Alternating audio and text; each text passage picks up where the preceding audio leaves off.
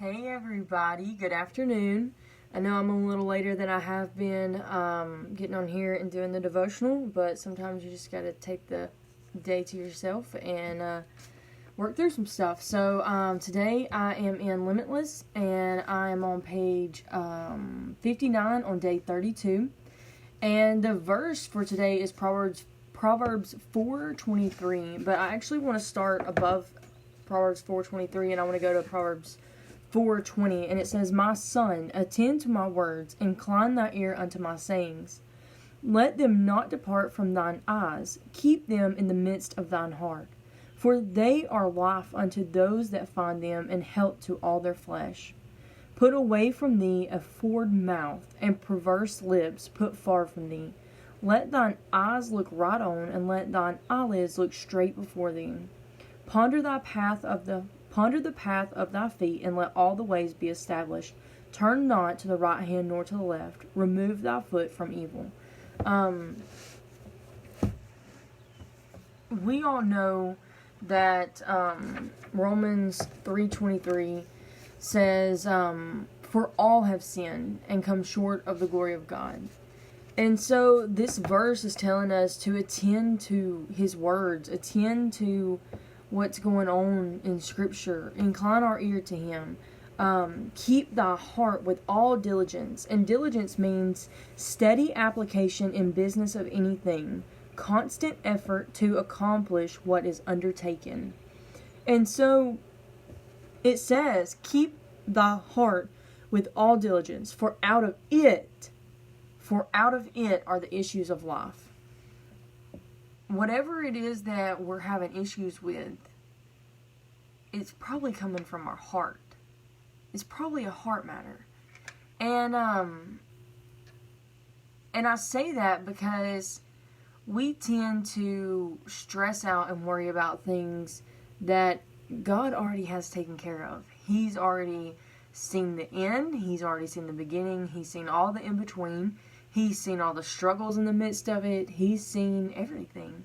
And so if there's issues and there's struggles in our life, it all comes back to a heart issue. And that heart issue is probably a lack of faith. I know for me it is. When I stress out and worry, I take my eyes off of my eyes and my mind off of God and onto the circumstance or onto whatever it is that's going on in my life.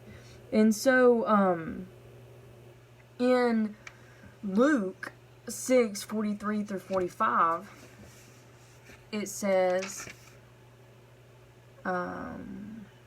actually I want to go to 1 Corinthians 13:4 through 9. And 1 Corinthians 13:4 through 9 says, "Charity suffereth long and is kind. Charity envieth not. Charity vaunteth not itself, is not puffed up, doth not behave itself unseemly, seeketh not her own, is not easily provoked, thinketh no evil, rejoiceth not in iniquity, but rejoiceth in the truth, beareth all things, believeth all things, hopeth all things, endureth all things. Charity never faileth, but whether there be prophecies, they shall fail, whether there be tongues, they shall cease, whether there be knowledge, it shall vanish away. For we know in part, and we prophesy in part. But when that which is perfect is come, then that which is in part shall be done away with." So this is telling us how we should live. Love never fails. And it's the love of Christ that never fails. It's not our own love, but Christ loving others through us never fails. And I heard somebody one time say, you can't fight unconditional love. Eventually, you're going to have to surrender to it. And it's a beautiful thing because unconditional love is beautiful, and it testifies of God and his unconditional love to us. And we're all sinners, so our love is always going to fail. It's always going to fall short. But when we let God love others through us, that's when he gets glorified. And so this is talking about what love looks like. It suffereth long and is kind. It envieth not. It vaunteth not itself up. Is not puffed up. It does not behave itself unseemingly, neither does it seek her own. It's not easily provoked, and it thinketh no evil. It rejoiceth in the truth, and not in iniquity. It beareth all things, believeth all things, hopeth all things, endureth all things. So if we're putting in our heart His Scripture, and we're putting in our heart His love, and we're seeking Him diligently and keeping ourselves in His Word and in His presence, then our life is going to look a lot different. And that's where Luke 6:43 through 45 comes into play. This is what we're talking about here. It says, Luke 6:43 through 45, "For a good tree bringeth not forth corrupt fruit, neither doth a corrupt tree bringeth forth good fruit." So a good fruit cannot bring forth corrupt fruit, and a corrupt tree cannot bring forth good fruit. And it says, "For every tree is known by its own fruit. For of thorns men do not gather figs, nor of a bramble bush gather they grapes.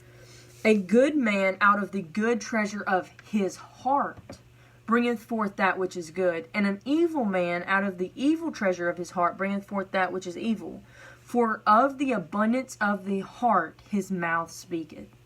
So whatever it is that we're putting in our heart today is going to come out of our mouths eventually. Whatever it is, if it's the lies that Satan's telling us, if it's the worries of our circumstance, whatever it is going to come out of our mouth. But here's the thing. Are you blaming others for how you respond and react to things? Or are you taking responsibility for yourself and your own choices that you make and the own decisions that you move forward in? Because the reality of it is no matter what other people do, we have the choice to respond in a God-glorifying way. We have a choice to speak in a God-glorifying way.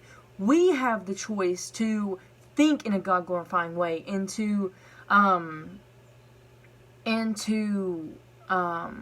take actions in a God-glorifying way. That's on us.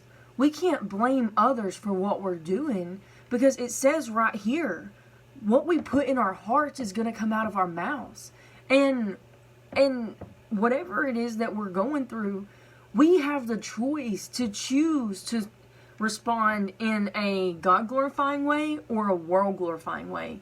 And we can't cast that blame on anybody else, because that's between us and God.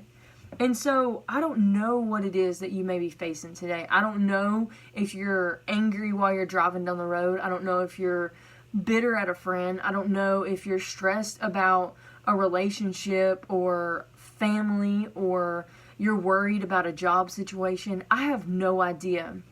But you can fill your heart and mind and soul with His Scripture and let Him guide you today. Because out of the abundance of our heart, our mouth is going to speak. And we can't blame others for how we respond or even how we react. A lot of the times we react in a moment, and yet if we just took a moment to step back and choose to respond in a God-glorifying way, so many things wouldn't happen the way they do. And so today, I want to ask you, are you blaming others, or are you taking responsibility for the way you choose to act and to talk and to think? Because it's between you and God. It really has nothing to do with anybody else. We're called to love others the way we love ourselves. So are we doing that, or are we responding in a way that doesn't glorify God? Because it's our choice. It's not based on anybody else and what they're doing. It's between us and God, and we get to choose today how we're going to respond to everything that's going on around us. Thank you guys for hopping on today, and I pray this is encouraging you like it encouraged me today. And I'm praying for you guys, and I will see you tomorrow. Bye, guys.